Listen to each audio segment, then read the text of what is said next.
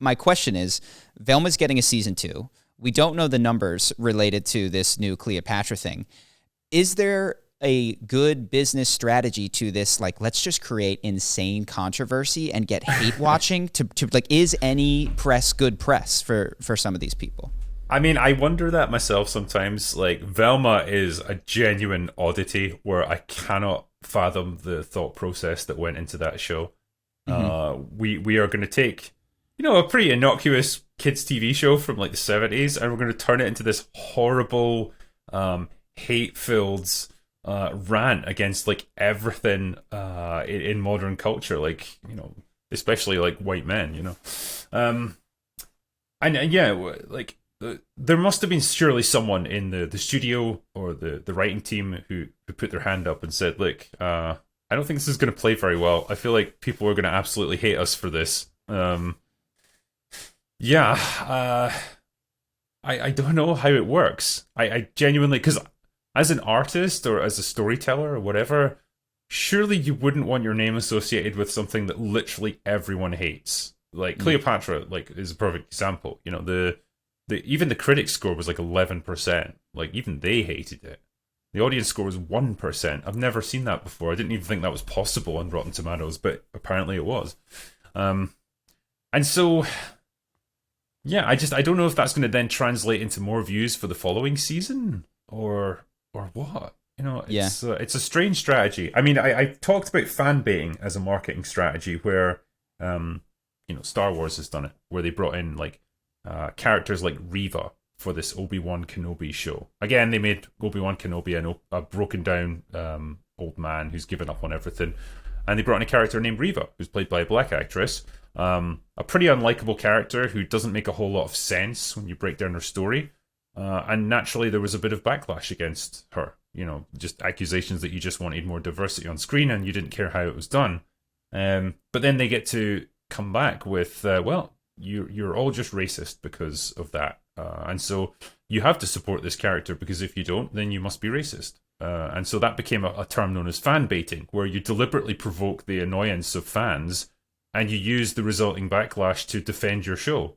Because now nobody wants to criticize that show because they don't want to be accused of being racist. So that's where it ends up. But it's a short-term strategy at best. Like, ultimately, the animosity towards your show is just going to be enormous. And I always leaned on the idea of like, hey, here's a crazy thought. Why don't we just make something that's really good? Like, it might work. Yeah. I don't know. I wonder if fan baiting is a conscious thing or a subconscious. Because I mean, I can imagine I make the show, I think it's good, and the writers, I'm sure, are trying in their own way to do that, and then people hate it. For my own sense of quality as a writer and self-respect, why is that? Well, is it because I need to go back to like the fundamentals of good writing and learn how to do it better? Or can I defend both my ego and my job by telling everyone around me, this isn't a reflection of what I made, this is a reflection of the bigotry of the audience? And so, yeah, I wonder if it's a subconscious defense mechanism strategy to protect against valid criticism.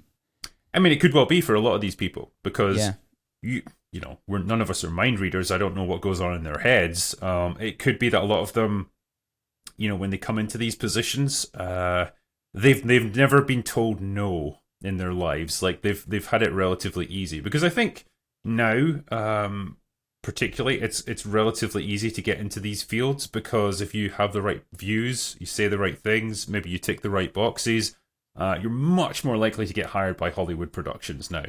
And so you can get these people with relatively little experience or skill, in a lot of cases, who have been essentially coddled their whole lives and told that they're amazing and they can do everything. They get put into a show like this, they have to write for it, and then it gets panned, and they just don't know how to handle it because this is the first time they've encountered legitimate criticism in their lives. And so it almost... it creates like a cognitive disconnect for them. They have to find a rationale for it. And the rationale is, no, what I made was great because everyone told me it was great. And so it must be the fans. They must just hate it because they're bigots or whatever. It becomes a very easy defensive mechanism. So for a lot of people, I think it will be that. YouTube is a good teacher for that because there's no you get the views, you get the reaction of the audience. It's very direct. I'm glad. Yep.